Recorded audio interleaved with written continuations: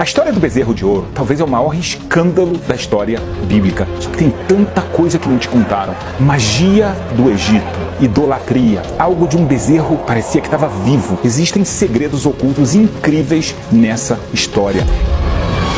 Na verdade, a gente tem que entender como é que ele foi criado, por que foi um bezerro, o que aconteceu que Moisés quebra as tábuas da lei e, mais ainda, o castigo terrível que as pessoas tiveram. As pessoas nem conhecem todos os tipos de castigos que foram diferentes, não foram iguais para todas as pessoas. Vamos tentar entender melhor essa parte, esse trecho bíblico tão importante na história.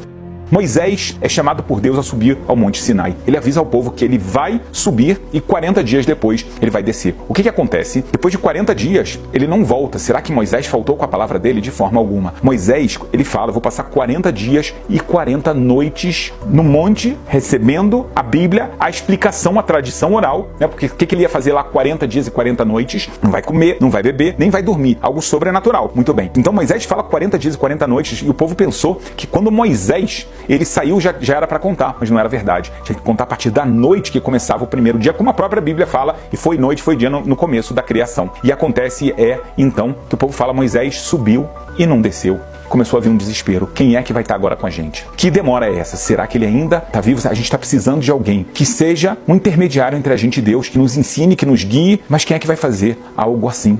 Então, eles vão e pedem para Arão, constrói para a gente um bezerro. Mas será que a ideia realmente era construir um bezerro que servisse como idolatria? Quando você lê o texto, já vem uma coisa incrível. Vem uma ideia de que, na verdade, o bezerro, ele vem substituir Moisés, não a Deus. Mesmo que está escrito, esse é o teu Deus que te tirou do Egito, a gente vai entender por que isso aconteceu. Na verdade, eu vou te dar uma charada agora aqui. Tem um versículo que fala que o povo fez o seguinte, Vayakumu letzachek. O povo se levantou para se divertir, para brincar. Na verdade, esse pequeno versículo, que no hebraico bíblico são apenas 2 palavras, eles contêm uma informação que vai mudar todo o seu entendimento do pecado do bezerro de ouro. Só para você entender antes o contexto todo, então Deus ele informa Moisés sobre o pecado e ele ameaça, inclusive, acabar com o povo de Israel. Moisés fala, Deus, não faça isso, ele desce, ele quebra as tábuas da lei, a gente vai entender isso melhor, e quando ele vê o bezerro de ouro, ele destrói ele, mas ele não destrói ele e acaba. Ele pega as cinzas do bezerro, ele dissolve elas numa água e ele vai ordenar que parte das pessoas que fizeram esse pecado vão ter que beber dessas águas. E o que acontece? Mais tarde a gente vai falar. Então a gente entendeu que houve um erro de cálculo,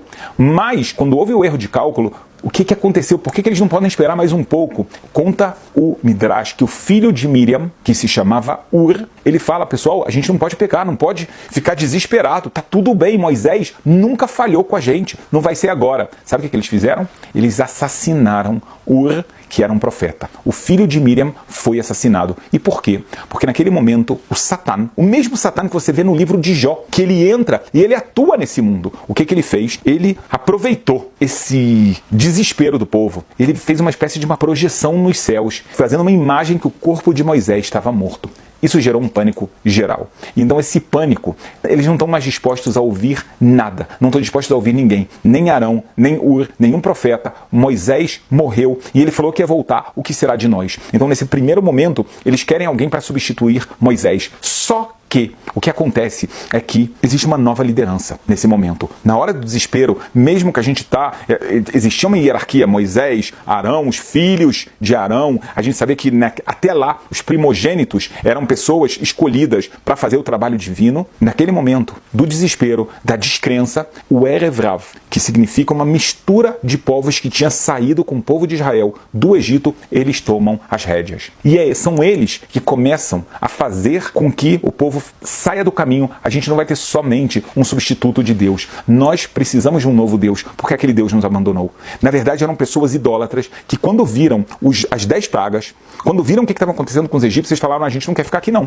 A gente está entendendo que existe algo maior, melhor do que ficar aqui. Moisés, naquele momento, ele aceitou. Deus deixou Moisés aceitar. Mas você vai ver que existe um versículo bíblico que fala, quando Deus fala para Moisés, o seu povo pecou, está escrito que que pecou, destruiu, na verdade foi o seu povo. Mas o povo não é de Moisés. Na verdade, o seu povo é exatamente aquela mistura de povos que havia saído. Eles é que estão transformando o bezerro de um substituto a Moisés, que já estava errado, em algo de idolatria. E aqui entra algo espetacular. Se você estuda o hebraico bíblico, você vai perceber mais uma coisa. Quando Moisés fala com Arão, fala, por que você fez o bezerro? E Arão fala, Moisés, não foi essa a intenção. Eu peguei o ouro, eu peguei a prata, eu joguei no forno. E saiu esse bezerro. Mas calma aí, não acontece isso normalmente. Não acontece isso naturalmente. Como é que você pode pegar ouro? Se você jogar uma pilha de ouro, seja de anéis, de colares, de brincos, e jogar no forno, não vai sair um formato de um animal, não vai sair um formato de nada.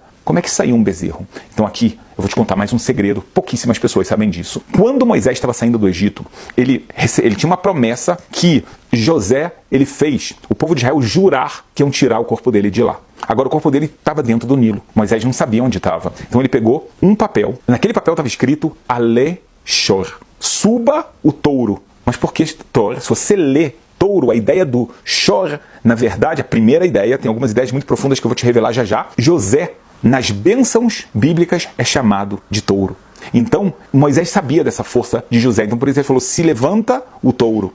Então, esse pergaminho milagroso fez com que o caixão de José saísse do Nilo, subisse à superfície, e assim pegaram ele e levaram ele de volta, porque realmente ele está enterrado aqui na terra de Israel, na cidade de Shem, Nablus, em português. Micha, que era uma pessoa que estava no Egito, ele pegou aquele pergaminho de Moisés e quando houve aquele desespero e ele viu que iam jogar o ouro no forno, ele jogou aquele pergaminho também no forno. E aí você entende, estava escrito, levante-se o touro. E agora todo mundo sabe que o bezerro é o filho do touro, então daquele ouro, por causa daquela inscrição, saiu um bezerro. Assim diz o Rashi, assim está no Midrash, um conhecimento incrível. Mas você tem que saber que tem mais um problema. Você para entender, mas calma aí, o povo de Israel, ele vai trocar Deus por um bezerro? Por que eles vão pensar que isso aqui, existe alguma emulação divina dentro disso? A verdade é que isso aqui está dentro da visão da carruagem de Ezequiel. Na carruagem de Ezequiel, capítulo 1, versículo 10, está escrito que existem 4 rostos, que são 4 forças espirituais fundamentais. O versículo diz assim, e a semelhança dos seus rostos era como o rosto de um homem, e o rosto de um leão à direita dos 4, e o rosto de um boi, de um touro, à esquerda dos 4, e o rosto de uma águia. Então você vê que já existia algo muito elevado.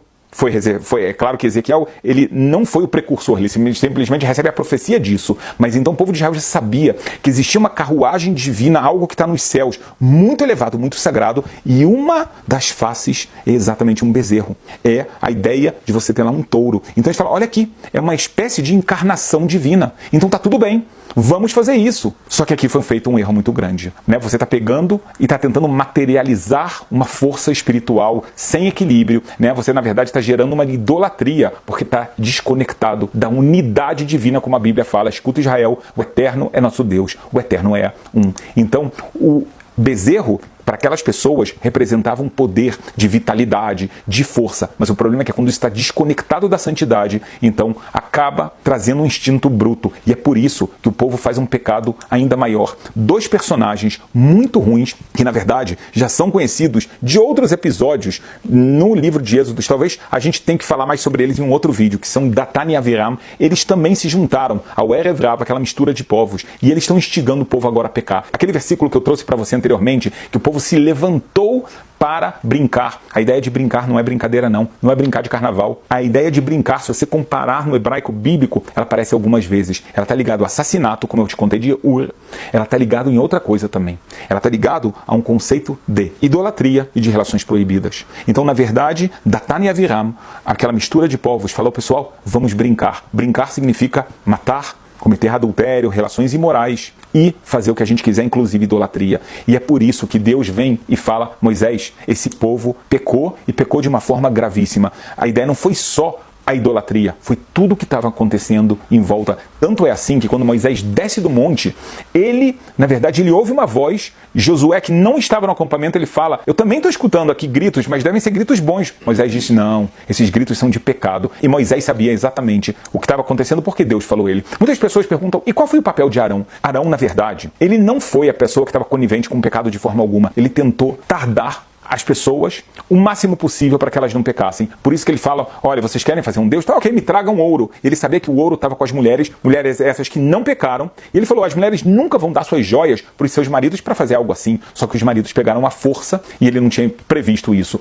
E na hora de construir um altar, ele fala, deixa, eu vou construir, eu sou o sumo sacerdote. Ele não queria ajuda de ninguém. Por quê? Não porque ele queria fazer idolatria, mais uma vez. Ele queria enrolar. Ele não queria que o trabalho fosse feito rápido e desse tempo de Moisés descer. Mas no final das contas, nenhuma das artimanhas que fez Arão funcionou e acaba que realmente o povo de Israel acaba entrando no pecado que essa mistura de povos levou eles. Então é importante entender que Arão não se colocou à frente porque ele sabia que Ur foi assassinado e ele era profeta. E existe um versículo na Bíblia que diz, se um profeta e um sacerdote são assassinados no mesmo dia, não há mais como voltar atrás. Eu quero um minutinho rapidamente do seu tempo. Se você está impressionado com a história do bezerro de ouro, com esse episódio que revela verdades profundas sobre as escolhas espirituais que moldam o nosso destino, eu preciso compartilhar algo realmente valioso com você sobre o programa que é o Código Judaico da Prosperidade. Veja bem, assim como o povo de Israel cometeu o erro de buscar segurança em um ídolo quando ele acreditou ter perdido Moisés, muitos de nós hoje cometemos erros semelhantes que, na verdade, desbloqueiam a nossa prosperidade sem nem mesmo a gente perceber. O grande desafio é que a maioria de nós simplesmente não consegue identificar quais são esses bloqueios e padrões negativos na nossa vida, assim como o povo de Israel naquela geração não compreendeu a gravidade da escolha até que fosse tarde demais. No Código Judaico da Prosperidade, você vai aprender a identificar com clareza quais são os erros específicos que você pode estar cometendo e que estão, na verdade, travando a sua prosperidade espiritual, financeira e os seus relacionamentos também. Esses 5 códigos, eles revelam precisamente quais são os padrões inconscientes que bloqueiam o seu fluxo de abundância. Vai te revelar como identificar comportamentos que repetem os mesmos erros do bezerro de ouro. Vai te revelar técnicas práticas para você sair imediatamente desses ciclos negativos e vai te ensinar métodos comprovados para desbloquear o seu potencial de prosperidade. Esse programa tem aulas curtas, diretas, que mostram claramente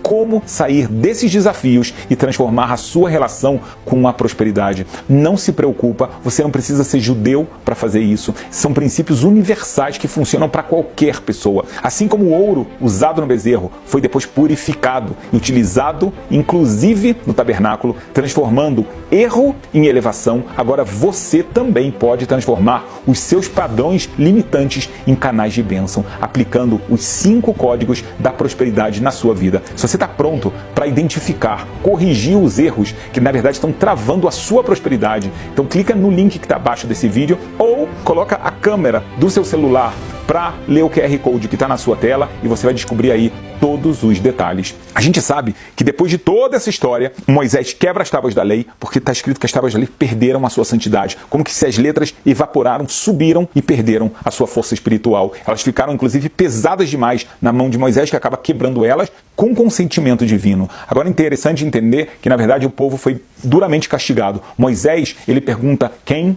está com Deus, venha comigo. E os únicos que vieram, de uma forma geral, foi a tribo de Levi. Então, a mesma tribo de Moisés. Isso significa que as mulheres e a tribo de Levi não pecaram. Moisés agora fala que os pecadores precisam pagar pelos seus pecados. Haviam 3 tipos de pecadores. Aqueles que pecaram de uma forma consciente, inclusive, eles foram alertados. O pecado da idolatria tem pena de morte. Existiam aqueles que pecaram, sabiam que tinham pecado, mas eles não foram alertados da gravidade do pecado, mas eles pecaram de propósito, e havia aqueles que pecaram sem querer. Para cada um veio algo diferente. Para uns veio a morte através dos levitas, que eles mataram 3.000 pessoas a mando de Moisés. Existiam pessoas que tomaram aquela água com ouro que foi diluído do bezerro, como as águas amargas. Se você lembra que tem uma passagem bíblica e eles morreram daquela forma e outras pessoas morreram através de uma praga. Mas para terminar, eu acho que é muito importante entender, apesar da gravidade do pecado, Deus acaba perdoando o povo de Israel.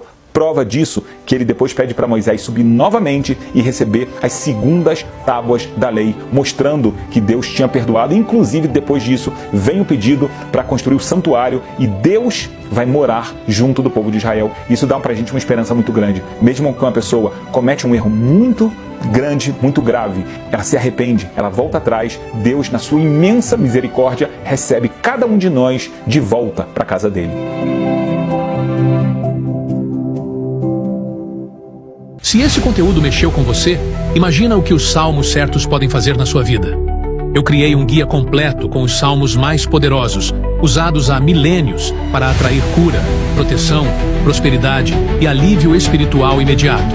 Tá tudo explicado, direto ao ponto, com alma e intenção.